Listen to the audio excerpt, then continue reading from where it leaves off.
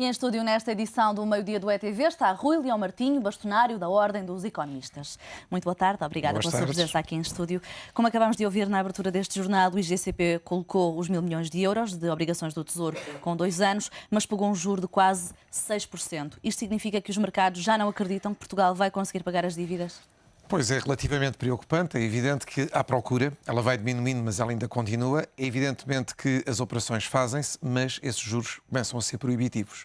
Além disso, há uma tendência ascendente e, portanto, começamos a pensar se efetivamente os mercados, os investidores, têm uma confiança já bastante reduzida em Portugal, sobretudo quando se depois relativiza a questão e se relaciona a questão, melhor dizendo, com todos os outros dados que a peça, aliás, passou e que dão uma ideia de que a longo prazo, a médio prazo, essa confiança em Portugal poder solver as suas dívidas, poder cumprir, começa a ser cada vez menor. O clima de incerteza terá aumentado também devido à aproximação da Cimeira Extraordinária de sexta-feira? Eu penso que há aqui como que um suspense em relação a 11 e em relação depois a 24 e 25. A outra peça que passou neste noticiário diz que efetivamente a 11 provavelmente não se falaria de Portugal. Penso que Portugal está sempre falado nestas cimeiras. Oficialmente não está na agenda, mas será falado certamente. Está integrado com certeza das discussões, até porque a posição que Portugal agora tem relativamente às condições que está a ter quando vai a mercado é preocupante. E é preocupante para o país, é evidente, mas é preocupante para a União Europeia. Portanto, eu penso que esse suspense que se está a fazer acerca das reuniões de março faz ainda mais dificultar a vida a quem está a ir ao mercado, e Portugal é um caso como sabe, com muita regularidade tem ido ao mercado e tem visto sempre procura suficiente, mas condições cada vez mais adversas. Mas se a procura já está a mostrar sinais de diminuir, será que essa tendência vai agravar-se ainda mais? Poderá, não sei, nós não somos, como sabe, ninguém que adivinhe o futuro, mas a tendência tem sido essa. A procura tem vindo ligeiramente a diminuir, mas sobretudo o mais importante é que as taxas têm vindo a aumentar. E, portanto, seja qual for o prazo, e estamos a falar de prazos agora a médio prazo, as taxas estão muitíssimo diferentes daquelas que tivemos há um ano, já nem se fala, mas nas últimas emissões. Portanto, como lhe disse no início, é problemático e é preocupante. Hoje, no mercado secundário, também os juros voltaram a bater recordes. Exato. Desde que Portugal entrou no euro, a 5 anos 7,8%, a 10 anos 7,7%. Ou seja, estamos a pagar em teoria, porque este é só um indicativo. Exatamente. As obrigações a 5 anos estão mais caras do que as a 10 anos. O mesmo já aconteceu à Grécia antes de pedir o resgate. Exatamente. Esta poderá ser uma morte anunciada para Portugal? Eu não digo que é uma morte anunciada, mas digo que esse pronúncio que exatamente nós retemos porque acompanhamos a situação, porque estamos sempre permanentemente a tentar informar-nos, leva-nos a pensar que, espera, isto já sucedeu à Grécia. Vamos ver se Portugal agora não repete a mesma situação. Portanto, com as cimeiras, com esse indicativo, como lhe digo, é de acompanharmos com bastante atenção. Mas o que é certo é que a intervenção da ajuda externa, tanto na Grécia como na Irlanda, não acalmou os juros. Não. Continuam a disparar, Não. estão num dos países em 10% e no outro, na Grécia, em 13% e na Irlanda em 10%. Exatamente, e é por isso que vê que muitos responsáveis empresariais, responsáveis económicos, políticos, lhe dizem que efetivamente a intervenção, a vida na Grécia e na Irlanda não veio de maneira nenhuma acalmar os mercados, trouxe condições também gravosas para ambos os países e, portanto, é de repensar se efetivamente esse sistema clássico de intervenção do Fundo Monetário Internacional será aceitável para mais países ou se teremos que repensar em esquemas mais inovadores e que levem a uma solução do problema. Será que Portugal está à espera que o fundo seja flexibilizado para então aí pedir ajuda?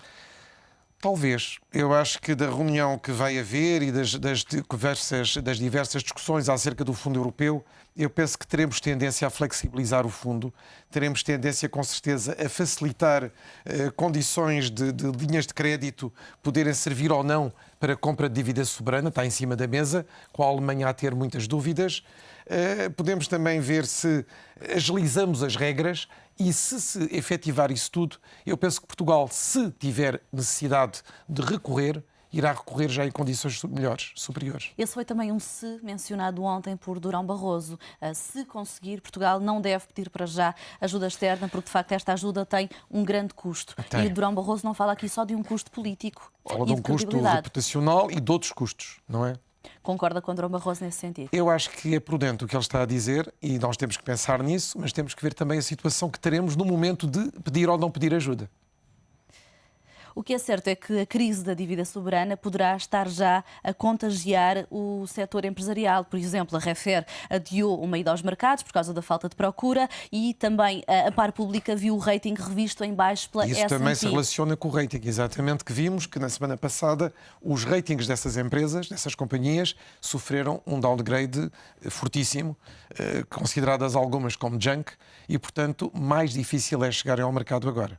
Mas o que é certo é, até quando é que esta situação, pergunto-lhe, vai ser sustentável? Se de facto esta crise da dívida soberana está já a afetar as empresas portuguesas, a banca que está dependente do BCE?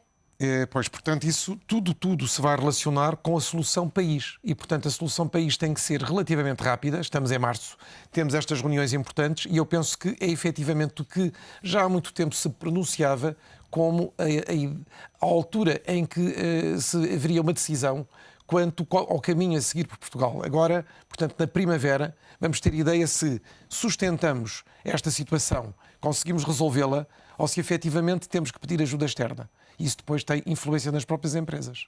Muitos meios de comunicação social até muito credíveis e reputados, como o Wall Street Journal, o Financial Times, a Economist, têm apontado de alguma forma o dedo ao Primeiro-Ministro, dizendo que é uma questão de orgulho e que é por isso que José Sócrates não pede ajuda internacional. Acha que, de facto, como noticiou o Financial Times no seu editorial, José Sócrates devia pôr o orgulho de lado? Olha, não sei se é só um orgulho, isso é uma questão, como se sabe sempre, e a decisão de sim ou não vem das nossas autoridades, de quem tem o poder, mas efetivamente isso também são opiniões diversas. Eu, por exemplo, que estive estes dias em Espanha, ao abrir os jornais em Espanha, vejo até elogios em relação à situação portuguesa e ao facto de estarmos a tentar fazer todas as soluções e a implementar todos os recursos para evitar a tal intervenção externa. Agora, o que lhe digo é que efetivamente há um momento, e que ele está cada vez mais a aproximar-se, em que temos que pensar se efetivamente conseguimos fazê-lo sozinho ou se temos que pedir auxílio. Se pedirmos auxílio, deixe-me dizer, estamos dentro de instrumentos de política económica que estão ao dispor dos países da União Europeia. Porque para além da política orçamental de que toda a gente fala, o BCE, o Fundo Europeu, são instrumentos de política económica. Utilizá-los ou não tem custos, e ainda hoje falámos há pouco, o Presidente Durão Barroso o disse, mas se efetivamente for necessário, penso que não devemos hesitar nem perder mais tempo. Não é dramático, na sua opinião, se tivermos que recorrer a essa ajuda? Penso que é difícil, que é custoso, no sentido exatamente dos custos que acarreta, mas com certeza que conseguiremos superá-lo se for de caso disso. Já que mencionou a Espanha, o que é certo é que a Espanha tem estado a fazer algumas reformas, Portugal também está a fazer algumas ou a tentar fazer, mas os mercados já desviaram de alguma forma as atenções de Espanha, portanto veem com melhores olhos Espanha do que Portugal. Já, o espaço é mais importante, como sabe, representa uma percentagem muito importante dos países da União Europeia, em termos de mercados também, e efetivamente quando se lê hoje os analistas, a imprensa, vê-se que Espanha deixou de estar sob o foco de atenção, de preocupação e até de pressão que Portugal ainda tem neste momento. E as medidas de Zapatero até mereceram elogios de Angela Merkel. É verdade, mas muitas delas também são muito semelhantes àquelas que tomamos em Portugal.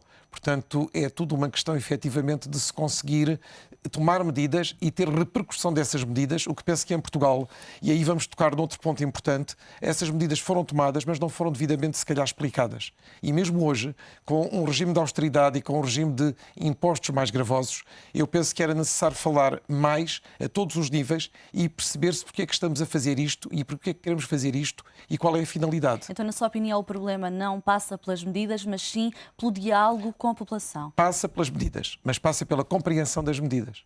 Os portugueses não compreendem as medidas nesta altura? Eu penso que há uma grande parte que não deve compreender, até porque efetivamente houve um anúncio destas medidas e a sua aplicação, a sua execução, mas não há aqui uma explicação de, a termo, o que é que se pretende ter. E falta essa explicação do Governo. Exatamente, objetivamente atingir.